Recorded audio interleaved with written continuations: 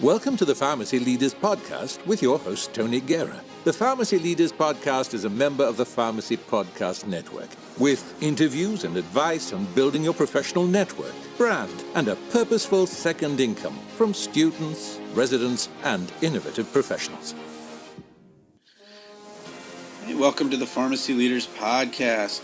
We're going to start off this new year with something that we're going to be doing for PDC, which is having a number of episodes where we're going to interview someone who's a hiring manager or someone who's in a position to hire. And Dr. Kirk Hevner will be interviewing Dr. Timothy Henderson and talking about what it is to get a community position these days. Some of you are, of course, applying for residency. And if you like, you can check out Brandon Dyson and my new book, 100 Strong Residency Interview Questions, Answers, and Rationales. I still have a couple of free audiobook codes for PDCers if you want to email me at aaguerra@dmacc.edu, aaguerra@dmac.edu. Otherwise, here's Dr. Kirk Hevner and Dr. Timothy Henderson, hopefully with a number of tips and even just answering a question as simple as, how many people am I competing against for a position in the community? Hello and thanks for listening. My name is Dr. Kirk Hevner, and today I'm speaking with Dr. Timothy Henderson about successful interviewing skills, a pharmacist position in the retail pharmacy setting. This podcast is the first of several planned over the next year that will focus on developing interviewing skills for positions in various pharmacy settings. The series is sponsored by the Phi Delta Chi Professional Pharmacy Fraternity as part of their professional development initiative and hosted by the Pharmacy Leaders Podcast. I'd like to thank both organizations for their support. Dr. Henderson is a district leader for CVS Pharmacy, who currently oversees 16 stores and approximately 40 pharmacists. He's been with CVS for 12 years and is currently based in Florida. His previous positions with CVS have included pharmacy manager and pharmacy supervisor. Dr. Henderson, thank you for taking the time to speak with me today. Absolutely. Thank you for having me, Kirk. No, we really appreciate it. I have here a set of questions that were submitted by listeners from a diverse set of backgrounds, including students and some seasoned practitioners. And I've divided the questions into those that are related to being competitive or getting an interview, and those that are related to actually how to be successful during the interview itself. So without further ado, we can just dive right in here, and I'll start asking you some of these questions. The first on my list is actually one that came up several times, and it is, should applicants be using a CV or a resume? That's a great question. And obviously, depending on an applicant's background, whether they have been in retail for an extended period of time or if they're a student, I get varied presented to me. And I guess the truth of it is there's very similar amounts of information that you get from both of them that are particular to retail. I think that either one is fine for a retail position. And I think that if you're very often when you're a student, a lot of the experiences that you have, unless you have previous retail experiences, are through your rotations and through some of the projects that you've done with school, and that a CV is usually a little bit better to highlight those and can generate a little bit different of a dialogue. And certainly for those who have been in a retail setting or have had a broader career in the past and have been in the workforce for a period of time, a resume can generate the same background and provide relative information that you would need for a retail position. So in short, it's really best to whichever one would better highlight your experiences and your workforce or your experiences from your education and your career. And that would better showcase your talents and what you would be able to bring to any employer. Outstanding. Thank you. When you're looking for a job candidate for a retail pharmacy setting, what are you looking for in an ideal candidate? From a student position, are you interested in things like activity in student organizations or leadership positions? Absolutely. And I think that it really highlights some of the diversity that a student brings. Many of the students, whether and across multiple different campuses and college settings, take the same courses or very similar courses. Very often they have similar experiences in rotations and some of the more professional experiences that they bring. To tie in with the first part of that question of what kind of things do we look for, involvement in programs, outreach, community service, leadership positions, organizational experiences, all that speaks to what's really key in retail. And that's your ability to connect to people, whether that be connecting to your patients or connecting to your technician team and your fellow pharmacists. Your ability to communicate information that, as you learn in college, can be very high level and can be very medical in nature. And to explain that to a patient who just left the hospital or just left the doctor's office with a new diagnosis is key to success in a retail setting. So for you to be able to showcase and highlight how you not only have learned your trade, but also been able to integrate yourself in your community, whether that be a true community out there in, whether churches or organizations, or the community of college students that you've been with for the last 4 to 6 years, that really speaks to some of those softer skills that you've learned throughout your coursework. That's very good information for our listeners. From the perspective of a student, we've got a couple questions from students that asked whether you look at transcripts and grades as part of the application process. That's a great question. I think that some of that's kind of come to light with some of the recent changes in the last few years with the NAPLEX as well. I know that the test itself has changed, and I think that success rates with schools have varied based on some of those changes. I would say typically your school's determination to give you a degree based on your transcript is enough, and the fact that you graduated and you have an ability to get licensed.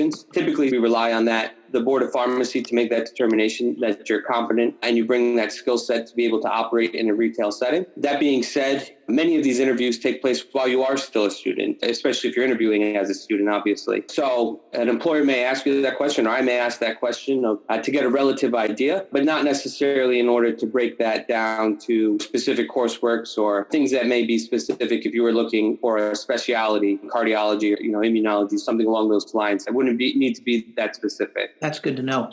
Related to that last question, is there any emphasis placed on the school itself that a job candidate may have graduated from when you're selecting top candidates for interviews? I certainly think that can be the case. And I think that can be more specific to the district leader. For myself, I have several what I would call feeder schools from my district, students that tend to go to school close to home, want to work close to home. As you pointed out, I work in the Tampa market. So, we have several schools in that area that pharmacists would typically want to work in a retail setting in that area. And for me, as I continue to work with students from those schools, you get to know some of the qualities that those schools instill in their students. I know you working for a college could probably attest to schools tend to focus on culture building and the ideals that they want their graduates to come out with. And that can vary from school to school. And as you get to know them, that can certainly influence a decision from a field manager in a retail setting as you come to know what kind of students come out of that school. So I certainly think that can have a bearing. Absolutely. That's great to know. What other things could help a job seeker be competitive for an interview? Some questions that came up are related to any research experience, attendance at national meetings, presentations, or publications. How might those things factor into competitiveness? I think that question would kind of come specific to what the applicant is looking for. During my interviews very often, and I think in many interviews, the question of where do you see yourself going with our company is a very important question, a very common question. And as you think about many of the changes in healthcare that have happened since I was a student and I've been licensed, and changes that have happened with retail organizations and the different roles that the pharmacists play in those organizations, those experiences may be important. Retail setting can be the pharmacist behind the bench. It can be in a specialty pharmacy setting with more unique or complicated medications. It can be a setting that more services long-term care facilities. So I think that if that is a career path that candidate or that applicant is looking for, that much like the CV and the resume question, it would really be best to highlight the talents that person feels as though they should be able to bring to the organization, and maybe different than talents, the passions that they would like to bring and pursue in their career. That's really good information. So would you say that it's safe to say that if it is a student that's seeking a position ultimately in a retail setting, that they should begin to make themselves competitive for that early on in their career as a student and start making themselves competitive by getting work experience, job experience, even while they're a student? I would absolutely agree with that. And I would say that for any role that somebody would like to be in, and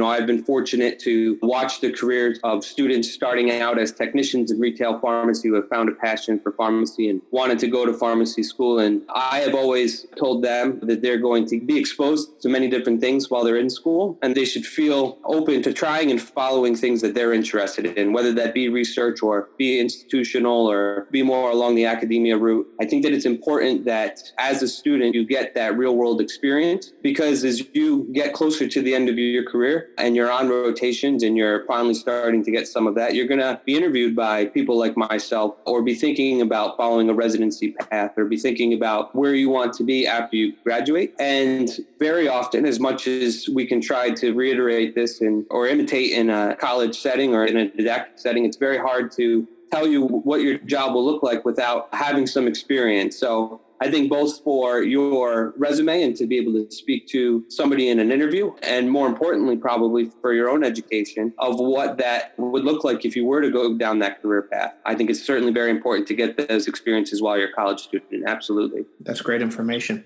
Another question that has come up fairly regularly is related to the residencies. There seem to be an expanding number of community practice residencies, and there's been some interest in knowing whether community practice residencies would help to make a new graduate more competitive for a position in a field such as yours. Yeah, so you're absolutely right. They continue to expand. And, my company offers different residencies across actually a variety of specialties. And I think that part of that stems from the changing landscape with healthcare, especially as you look at retail. I kind of mentioned, it may be looking into a long-term care style role, or in a specialty role that partners with the retail setting, or even in things such as if you're interested in more of a corporate setting that may focus on some of the programs that determine what a retail pharmacist behind the bench may be doing, or supporting with regulatory and pharmacy practice type things. All those different areas, in my experiences, have residency programs involved with them. And so again, if you're a student who's passionate about a certain thing, and perhaps being a retail pharmacist behind the bench may seem limited, there are so many different opportunities that you can pursue beyond that and still be involved in a retail organization as it is.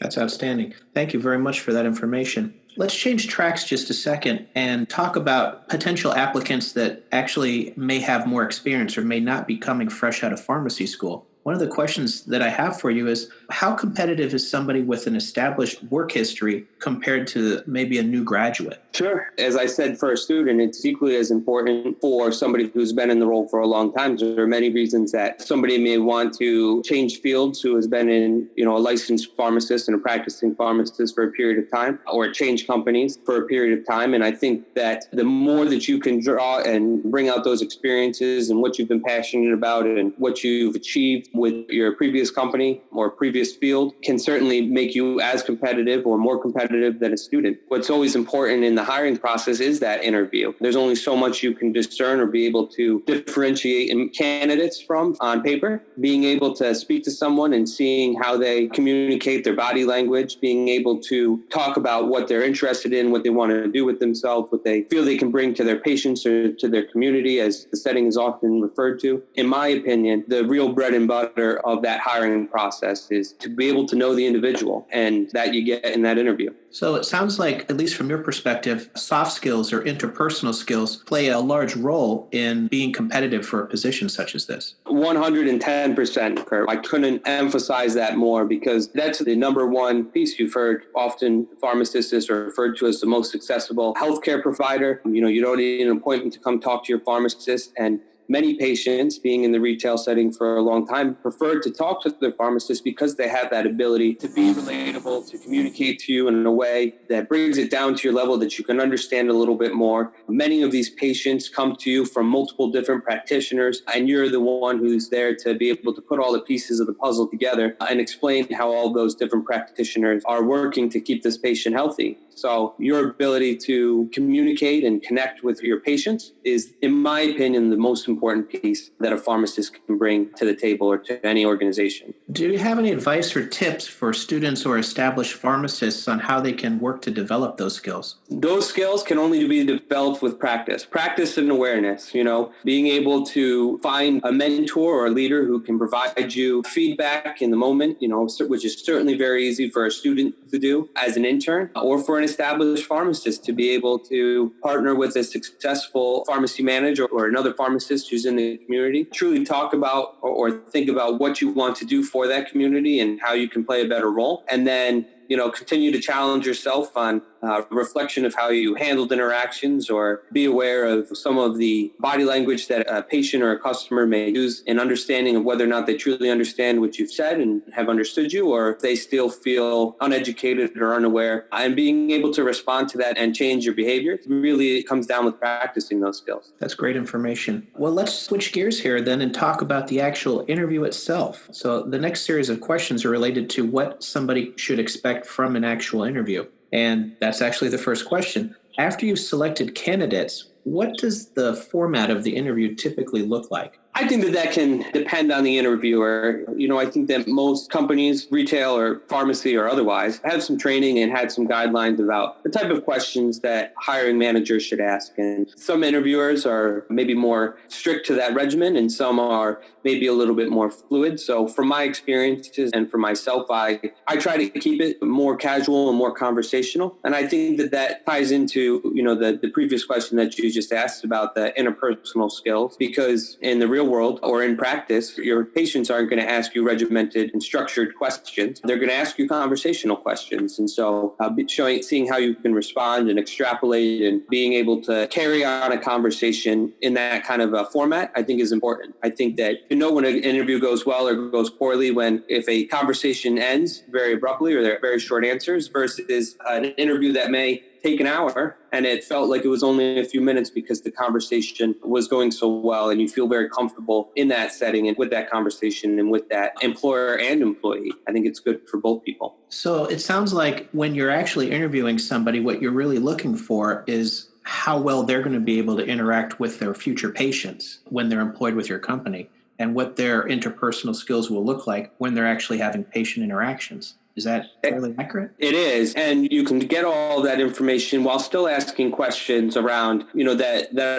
are probably more operationally involved or cover a different gambit. So, I know that in the last few minutes, we focused on the patient side of things, but pharmacists in any setting, for the most part, but certainly in retail, is also always going to be a manager. So, asking questions or trying to discern how you partner with others or how well you give feedback or your ability to lead others is certainly important. And then again, as I think is well known in retail, an ability to deliver on results. So having conversations and talking about different times that you may not have received a result that you intended and what changes that you make and how were you able to adapt to the situation. All of those are questions that can give you both maybe some harder skills or faster skills knowledge while still learning more about the softer skills and how somebody's able to connect to that patient or connect to that associate in a retail setting. How would you tell somebody to best prepare for this type of a job interview? Can one prepare for a job interview like this? I think that somebody can, and certainly you can tell those who maybe have prepared for an interview before or who are very comfortable in an interview setting. I think that being confident with what you've done and you're confident with what you've done both on your resume, but in your life and in your career as a student or in your career as a pharmacist in various settings, everybody, whether you've made it through pharmacy school, almost made it through pharmacy school,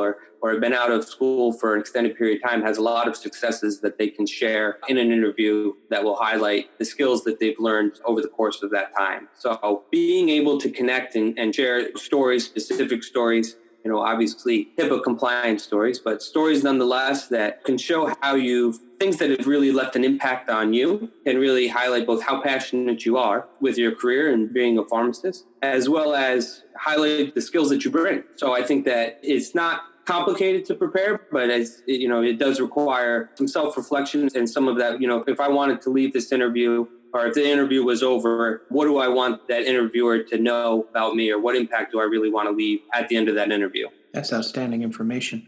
I've received a lot of questions related to the types or specific questions that you would ask somebody. And I'm not going to go down that road in terms of you giving us a list of all the questions you may ask. But one of the more interesting questions was related to what question do you find that applicants have difficulty answering? Or is there a type of question or a specific question that applicants often struggle with? It's a good question. And actually, it's almost in some ways a trick question, but I find the "what questions do you have for me" question to be maybe the most complicated for someone or maybe most off-putting, because obviously as the interviewee, you don't expect to do much interviewing. So, I think it's an important question for me because it really tells me whether or not somebody has thought about this career or this position or my company beforehand. Do they bring questions about what some of the workload or flow or work life is like? Do they have questions about the company in general? So A, it allows me to answer some questions, which I think are important, but B,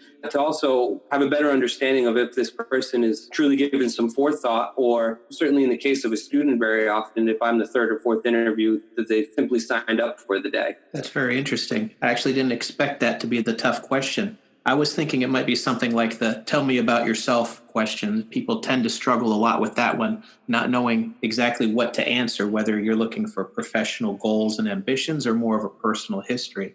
But what questions do you have for me? That's really interesting. You're not wrong about that question either. And I think that, as I've said repeatedly, in my opinion, that should be kind of easy question, because for me as an interviewer, I don't think of that question of tell me about yourself or something as one that I may have an expected answer about. But it kind of goes back to, I wonder what this person would like me to know about them. And some are family oriented or hobby oriented or more personal oriented, and some are more career oriented. And I think in some ways that question just kind of gives a little bit of highlight as to the mindset of the interviewer and what they feel as though is important for me to know about them. Yeah, that's absolutely true. I agree with you 100% on that. Related to mannerisms, gestures, and traits, I've got some questions that people asked. They were interested in knowing, are there any gestures or mannerisms, traits, or responses that would make you lose interest in a candidate during the interview? Yeah, and I touched on this, briefly, but an ability to fully answer a question versus very short answers. Purposefully, interview questions are designed to be open-ended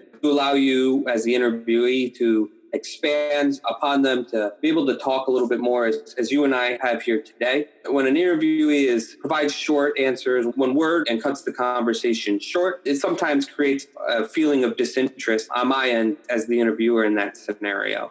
Beyond that, from a soft skills, are they making eye contact or staring off to a corner of the room, spinning around in a chair if it happens to be a spinny chair?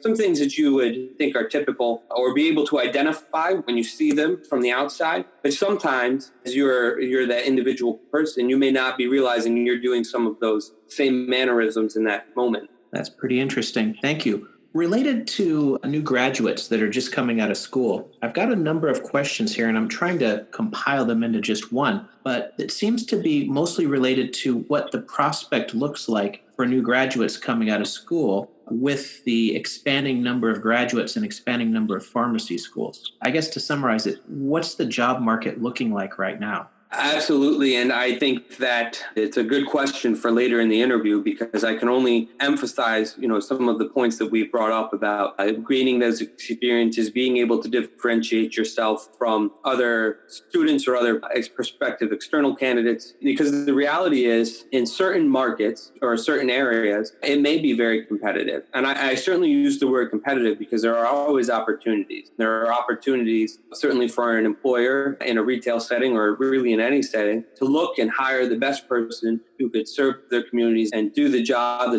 that's asked of them better than maybe anybody else, including current employees, and to be able to always have that excellent team. As far as prospects, some of it's, a little bit, as I said, geography based. So I think that there are certainly students, maybe especially, but really anybody who has an idea or a mindset around getting into an area in a specific time frame, and that may not be reasonable. Being able to be mobile and relocatable and taking opportunities. If you're a student without any previous experience, to take an opportunity in a market or a region that may not be your first choice, but to be able to build upon that resume and make you a more ideal candidate, and maybe take an opportunity a year or 2 years down the road back in that market that you're interested in, I think is not a unreasonable situation, but I don't think is realized by many, especially those who are currently students right now. That's really good to know. You've actually answered several of the upcoming questions in that response. So let me skim down here a little bit and ask one or two final questions of you as we're starting to run a little low on time.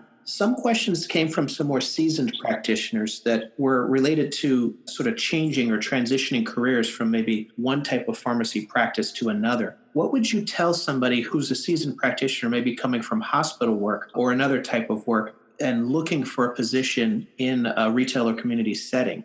I think that it would be challenging, but I think that in the same respect, if I were to leave my career and go into a hospital setting, I would have challenges specific to that role from a familiarity point. And your ability to have an open mind and have change and develop yourself and focus on some of the areas and take feedback well, all of those things would play a very important role in your ability to be successful in the job. That mindset and that determination is an important thing to portray in an interview to be able to get that job. I think that any pharmacist who's willing to dedicate themselves to being successful and understanding of what some of those expectations are from the patient's point of view, from my company's point of view, can be successful, but it may take more work for some with lesser experience than it would for those who have been working in that field or working towards gaining that experience for an extended period of time, like as an intern or in a different marketplace or with a different retail company. But I certainly think it's possible. That's good to know. I'm actually a little curious myself. When you have an open position and you're seeking applicants for an open position, how many applications might you expect to get these days?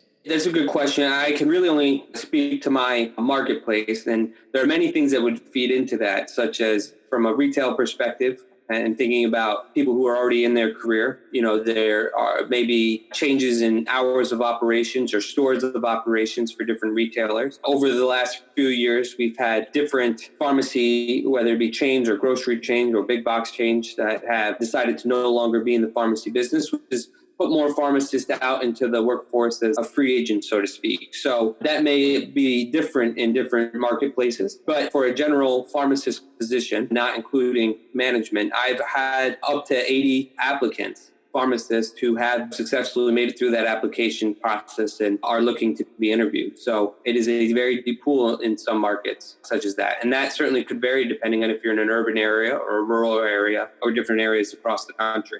Wow. Sounds like you spend a lot of your time interviewing candidates for positions. I do, certainly. Just one last question for you, and that is, can you think of anything else that you'd like the listeners to know about regarding the interview process, being competitive for an interview, how to make the cut, so to speak, or how to make the final cut? Of those 80 candidates that made it through that first step or were being considered for an interview, what makes that top person stand out? I think that depending on when you listen to this interview, it could be a very number of things, because the reality of it is whether you're following politics or following the news, you can see that the healthcare and what we see as our healthcare system is consistently changing, and it's changing rapidly. And the role of that pharmacist, especially in a retail setting, is going to change very rapidly. So many of those questions that you had asked of me, early on about different experiences, especially outside of retail, it may become more impactful down the road, 6 months, a year down the road. So I think it's going to become a varied amount of things. I think that there's a number of general resume red flags or things such as, frequent job changes or being in jobs for a short period of time that certainly won't be easy to make it to the top of the list. But, anytime that you're contacted by a prospective employer or even in an initial interview just to see if you're interested in the position, or if you are casually speaking to an employer that you know as an acquaintance, consider that you're always building that resume, or that human resume, and being able to connect for someone who may future be a reference for you or may in the future be an employer for you. So always an important thing is that you should consider yourself almost always in an interview.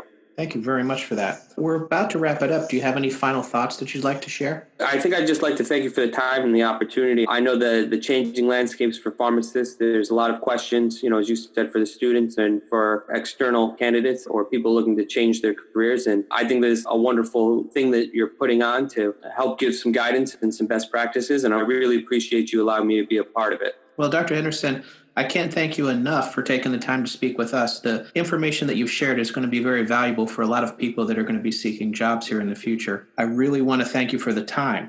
I'd also like to thank the Phi Delta Chi Professional Pharmacy Fraternity for sponsoring this podcast and the Pharmacy Leaders podcast for hosting it, as well as the audience for listening. I ask the audience to please check back here for additional podcasts in the sponsored series that will focus on interviewing for positions in other areas of pharmacy practice, including residencies, health system, clinical and staff positions, and academia, and even industry. Thank you again, and have a pleasant day. Support for this episode comes from the audiobook Memorizing Pharmacology, a relaxed approach. With over 9,000 sales in the United States, United Kingdom, and Australia, it's the go-to resource to ease the pharmacology challenge. Available on Audible, iTunes, and Amazon.com, in print, ebook, and audiobook. Thank you for listening to the Pharmacy Leaders Podcast with your host, Tony Guerra. Be sure to share the show with the hashtag #PharmacyLeaders.